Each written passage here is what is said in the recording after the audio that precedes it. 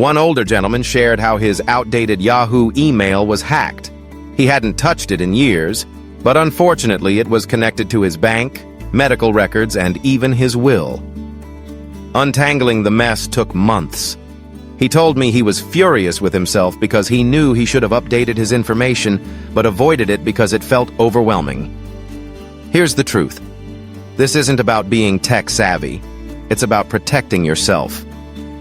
Two-factor authentication might feel annoying, typing in a text code, checking an email, but often it's the only barrier between you and an empty bank account. Password managers can simplify life by remembering everything for you, securely. That means no more sticky notes in the sock drawer or scribbled lists taped under the keyboard. Those old tricks are not only outdated, they're dangerous. And don't dismiss the little things. Ignoring scam emails, hanging up on suspicious calls, avoiding strange pop-ups, these aren't signs of paranoia. They're signs of wisdom. At this stage of life, peace of mind matters more than convenience. If technology feels intimidating, don't let that stop you. Ask for help. A grandchild, a trusted friend, even your bank or library may offer tech support sessions. There's no shame in leaning on others for setup. In fact, there's power in taking the steps to guard yourself against people who would happily take advantage of your hesitation. Here's the bigger picture. Whether it's your pantry, your heirlooms, or your online security, so many of these habits come from a place of comfort. They made sense once. They were how we stayed safe, how we held on to our families, how we felt in control. But times change, and clinging to outdated systems, whether that's shelves of canned goods, furniture no one wants, or passwords older than your grandkids, can actually make life harder, not easier. Living alone past 70 isn't about giving up independence. It's about protecting it. It's about building an environment, physical, emotional, digital, that supports the person you are now, not the person you were decades ago. And that requires honesty. It requires being willing to ask yourself, does this habit still serve me, or is it holding me back? The good news is, once you let go of what no longer makes sense, you create space, literally and emotionally, for what does. And that's how you make life lighter, freer, and safer in the years ahead. Number 9, avoiding assistive devices because of pride. This one might just save your life. I've known more than a few proud older men and women who have taken serious falls in their kitchen, bathroom, or driveway simply because they didn't want to be seen using a cane, walker, or grab bar. Why? Because they didn't want to look old. Here's the truth. Pretending you're not aging doesn't stop you from aging. It only makes the consequences worse. You might think a cane or walker is a sign of weakness or decline, but in reality, it's a tool of independence. It's the very thing that allows you to keep moving on your own. A grab bar in the shower doesn't mean you've surrendered. It means you're smart enough to prevent a dangerous slip. A raised toilet seat doesn't mean you've given up. It means you'd rather stay comfortable at 2 a.m. than end up calling an ambulance for a pulled muscle. A friend of mine once put it perfectly. You know what looks older than using a cane, falling in the middle of the street and not being able to get up? He was right. When you're living alone, you don't have someone to notice if you've slipped, and you certainly don't have someone there to catch you.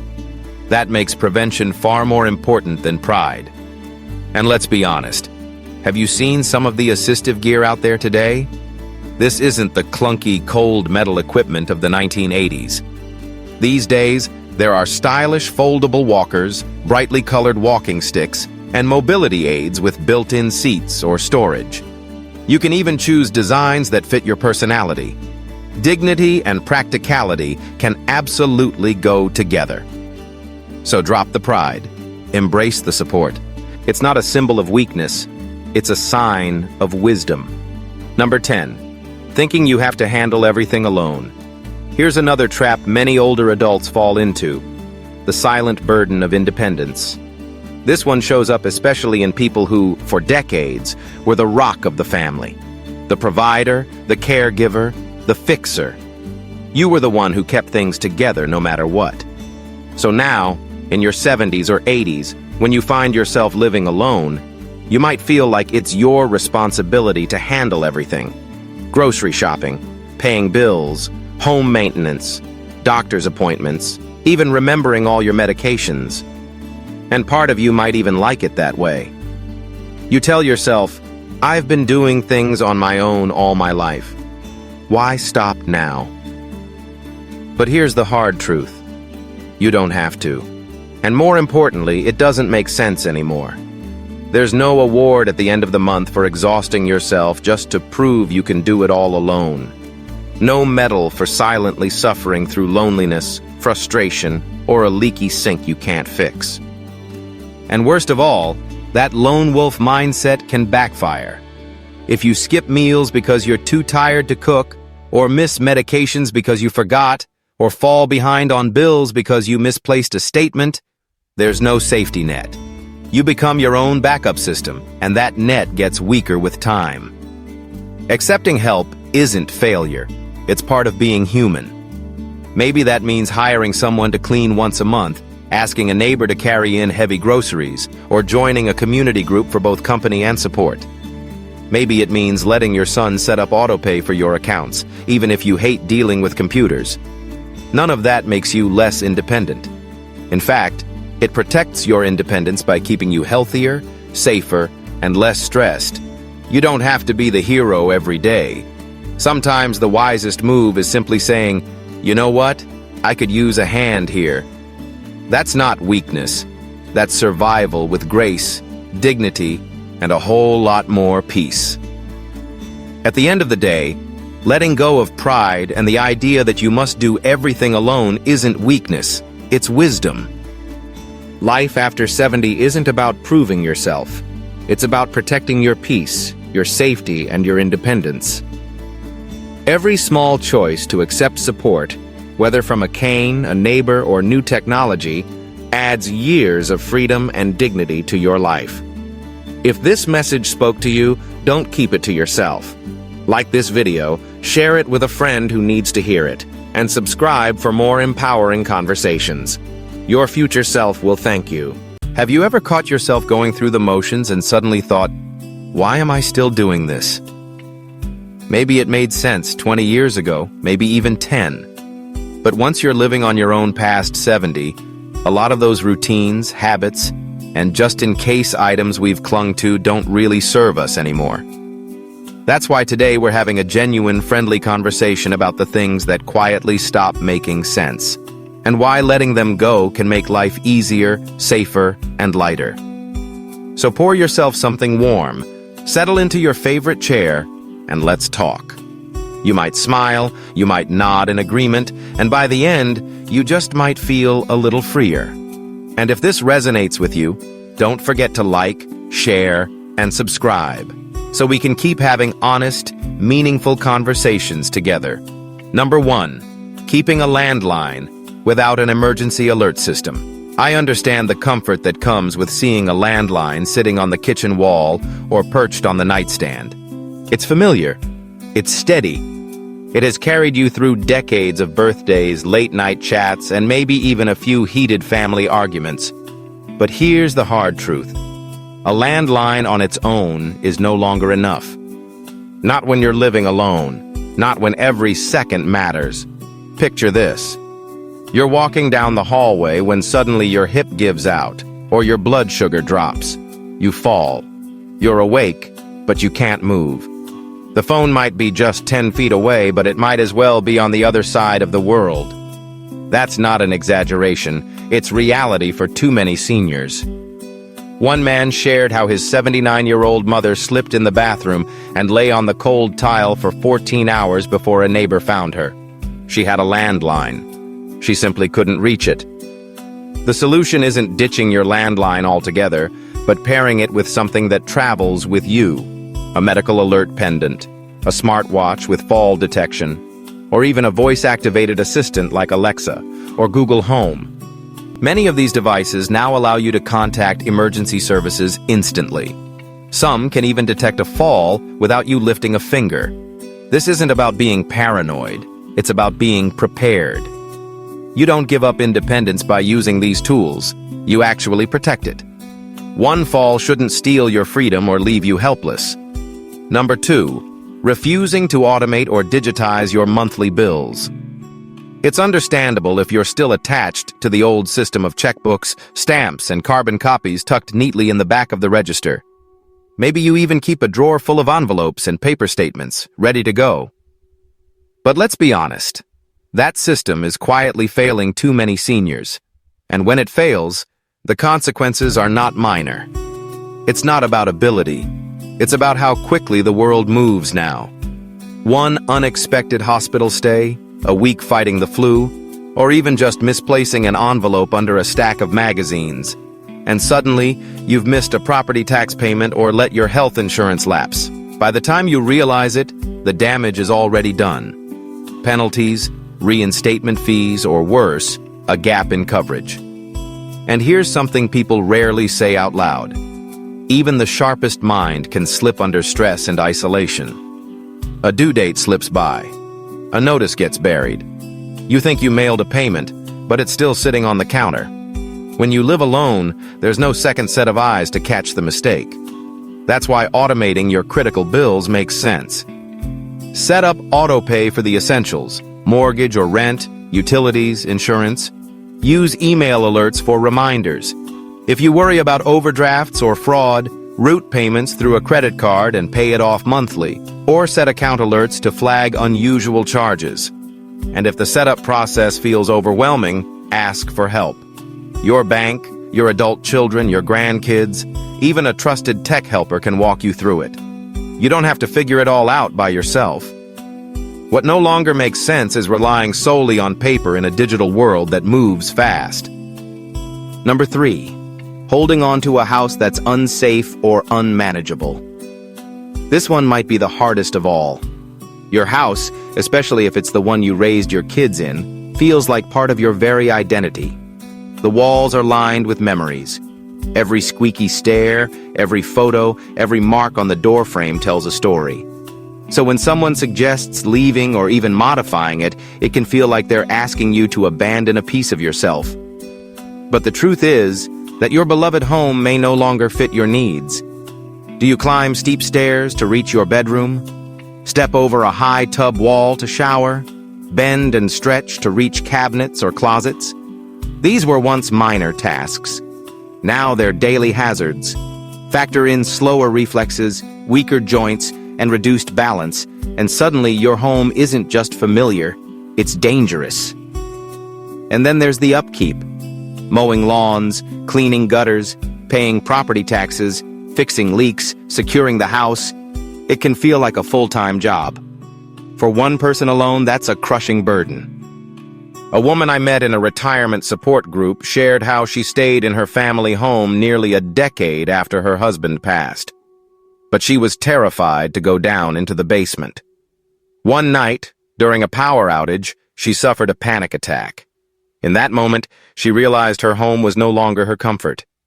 It was her cage. Letting go doesn't mean surrender. It means transitioning to a space that serves you better now. Maybe it's a condo. Maybe it's a one-floor home designed with safety in mind. Or maybe it's a retirement community where maintenance is handled for you. The point is this: forcing yourself to live in a home designed for a younger, busier season of life doesn't serve you anymore. What makes sense is a home that meets your current reality. A home that offers safety, simplicity, and peace. Because you've earned it. You've already done the hard work of building, providing, and maintaining. Now it's time for your home to return the favor by making life easier, not harder. If these words touched your heart and sparked inspiration within you, leave a 3 in the comments to let it shine. If they did not, leave a 0 in quiet honesty. Every thought you share is a gift. Thank you for giving us a moment of your precious time. Number 4. Driving at night or long distances. This one can stir up a lot of pride, and I completely understand why. Driving isn't just about getting from point A to point B. It represents freedom. It's the ability to decide where you want to go and when you want to go there.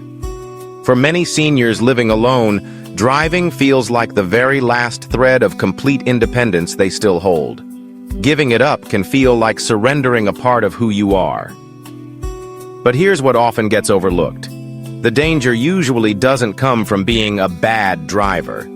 It comes from small, subtle changes that build up over time. Changes you may not even realize are happening until the day something goes wrong. Suddenly, headlights at night produce blinding glare.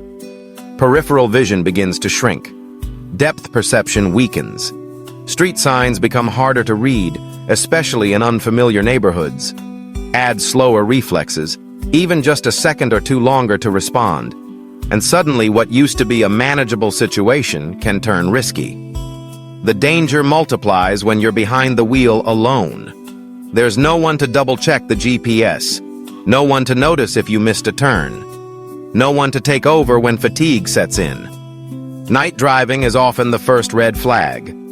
Many seniors keep pushing themselves until a close call, a stop sign missed, a curb hit, a near accident, jolts them into realizing how much has changed.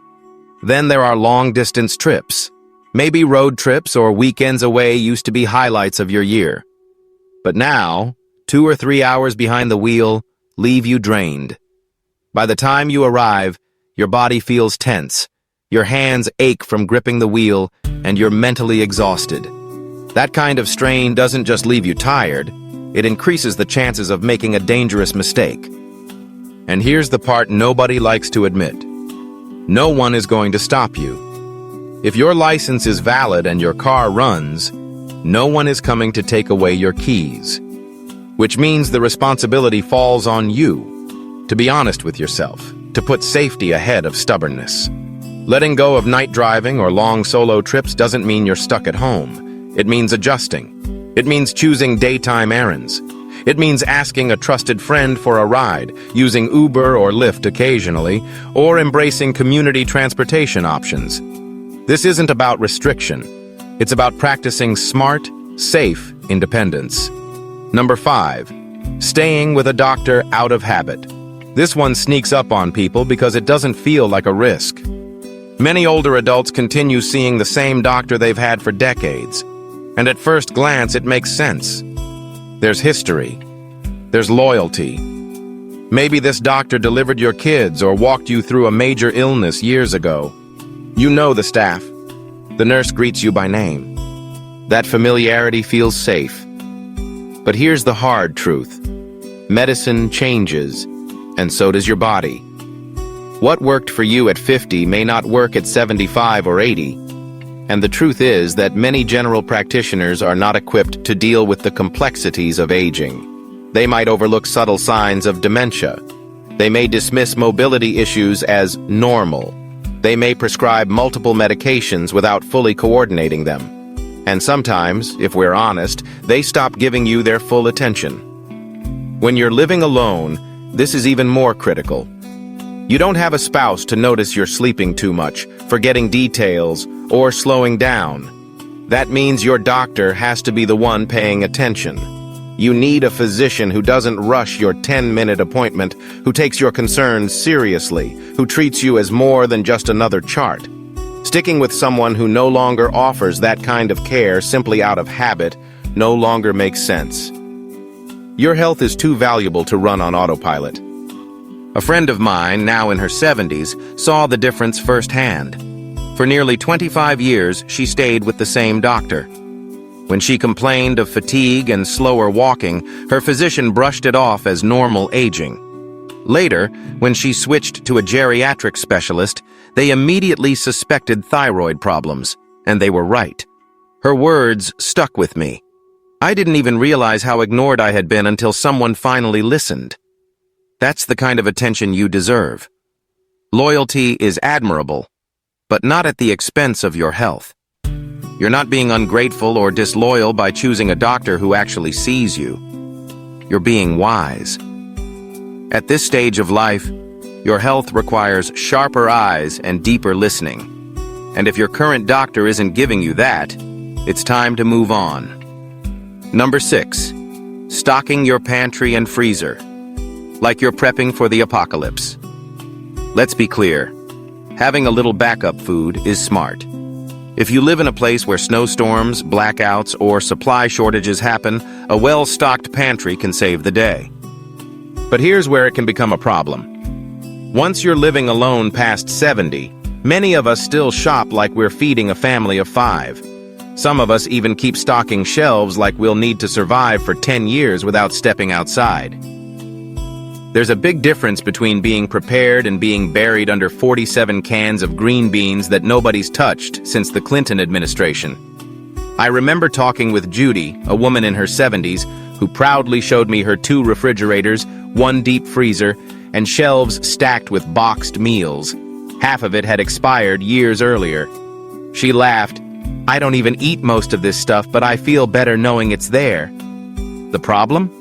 Judy lives 5 minutes from a supermarket. That food wasn't protecting her.